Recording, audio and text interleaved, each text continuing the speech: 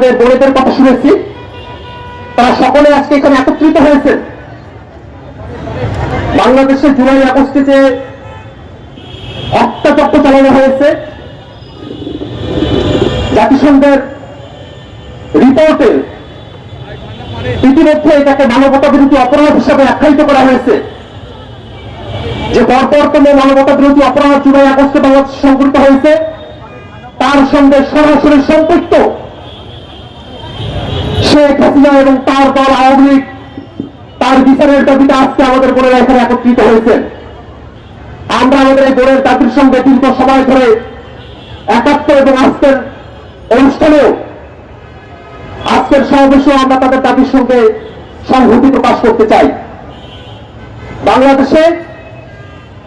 জুলাই আগস্টে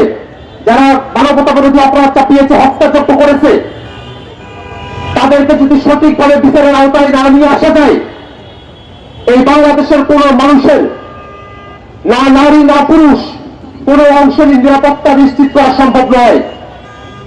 বাংলাদেশের বিচার ব্যবস্থাকে একটি উচ্চতম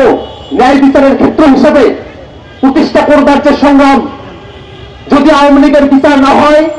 শেখ হাসিনার বিচার যদি না হয়, তাহলে জুডিশিয়ারিকে, বাংলাদেশের বিচার ব্যবস্থাকে যে নিরপেক্ষ এবং ন্যায় বিচারের কাণ্ডারি হিসেবে আমরা দেখতে চাই, তা করা সম্ভব নয়। অতএব বাংলাদেশের মানুষের নিরাপত্তা নিশ্চিত করতে হলে, জুলাই আগস্টে যারা শহীদ হয়েছেন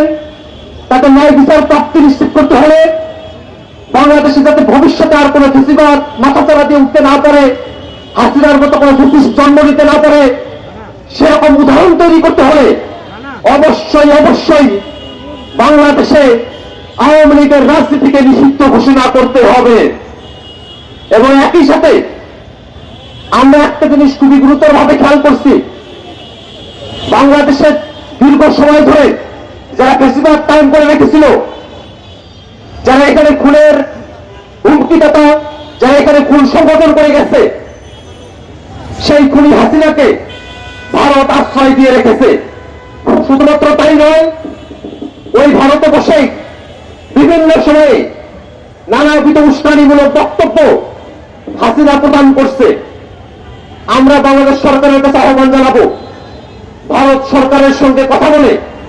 প্রয়োজনে আন্তর্জাতিক পর্যায়ে চাপ প্রয়োগ করে, আন্তর্জাতিক পরিমণ্ডলে বাংলাদেশের পরিস্থিতিকে ব্যাখ্যা করে, আন্তর্জাতিক ফোরামগুলোকে অ্যাক্টিভেট করে শেখ হাসিনাকে দেশে ফিরিয়ে নিয়ে এসে তাকে বিচারের মুখোমুখি দাঁড় করাতে হবে। আমরা আজকের এই নারী সমাবেশে আমাদের বোনেদের যে আকাঙ্ক্ষা, নিরাপদ এক বাংলাদেশ,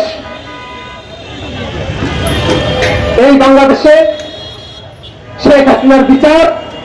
আওয়ামী লীগের বিচার, তা যেন আমরা নিশ্চিতভাবে দেখতে পারি, সে আশাবাদ ব্যক্ত করে আমি আমার বক্তব্য